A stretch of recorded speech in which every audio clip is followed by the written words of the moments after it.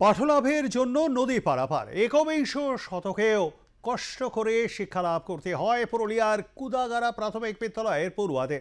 1962 সাল থেকে 2025 সাল পর্যন্ত এক দীর্ঘ প্রতীক্ষার কাহিনী।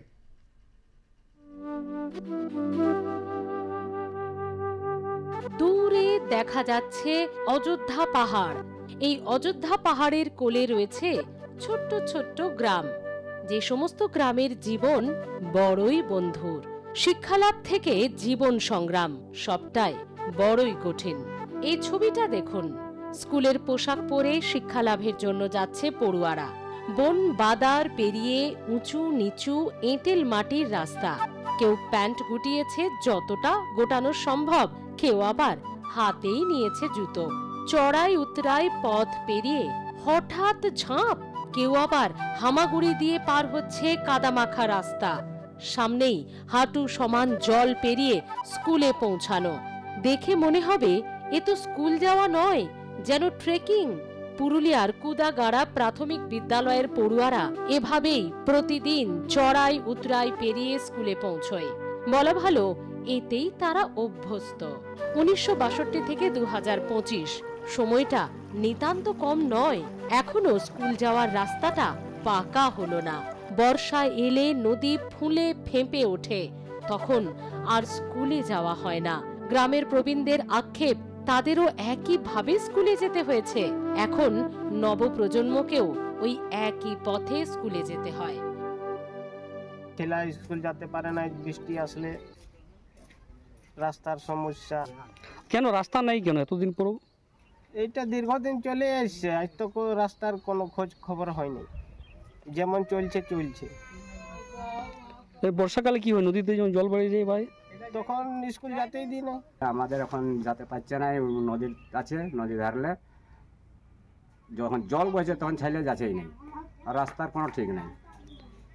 এটা কতদিন ধরে এই সমস্যাটা আছে? আছে মোটামুটি, আমি ছোটই ছিলি তখনই আমাদের কতদিনলেই আমি জানি।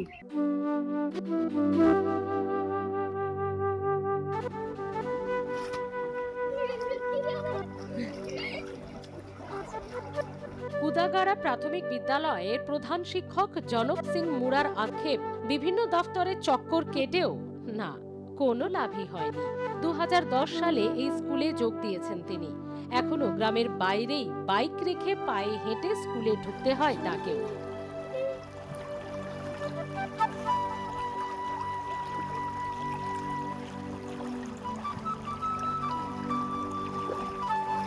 মিডিয়ার মাধ্যমে আমি জানাতে চাইছি, আমি এই স্কুলে জয়েন করেছি 2010 সাল ফেব্রুয়ারি মাসে।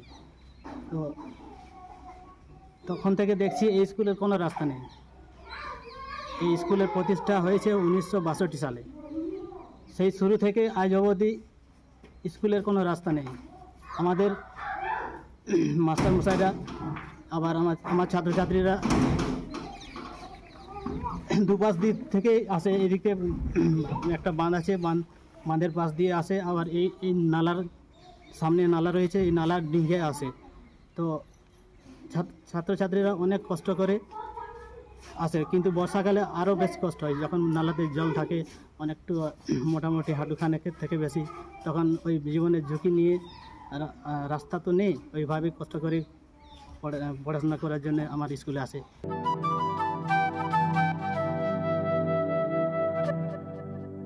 পুরুলিয়া জেলা পরিষদের সভাধিপতি নিবেদিতা মাহাতো অবগত এই বিষয়টি নিয়ে, কিন্তু আপোষ ছাড়া আর কোনো আশার আলোই দেখাতে পারলেন না তিনি।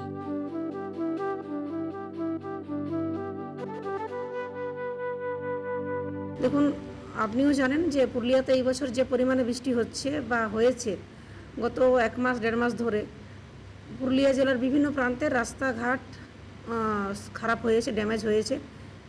আমরা দেখছি জেলা পরিষদ, পঞ্চায়েত সমিতি, গ্রাম পঞ্চায়েত, WBSRDF থেকে বিভিন্ন যেসব আমাদের ডিপার্টমেন্ট আছে, প্রত্যেকে আমরা চেষ্টা করছি যে গ্রামীণ এলাকার যে রাস্তাগুলো সংস্কার করা দরকার, এই বর্ষাতে যেগুলো খারাপ হয়েছে বা বিগত দিনে যে রাস্তাগুলো হয়নি, হয়তো হতে পারে যে বিগত দিনে এমন অনেক রাস্তা আছে যেগুলো আমরা করতে পারিনি বা আগেও করতে পারিনি।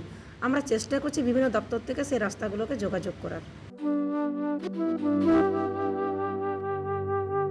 গ্রামের এক সহৃদয় ব্যক্তি পড়ুয়াদের স্কুলে যাওয়ার জন্য তার জমি ছেড়ে দিয়েছেন। সেই জমির ওপর দিয়ে স্কুলে যায় পড়ুয়ারা, কিন্তু ভবিষ্যতে কি হবে কেউ জানে না। এভাবেই বোধহয় স্কুলে যাওয়াটা ভবিতব্য এই কুদাগাড়া বিদ্যালয়ের পড়ুয়াদের। পুরুলিয়া থেকে গৌতম প্রামাণিকের রিপোর্ট, আর প্লাস নিউজ।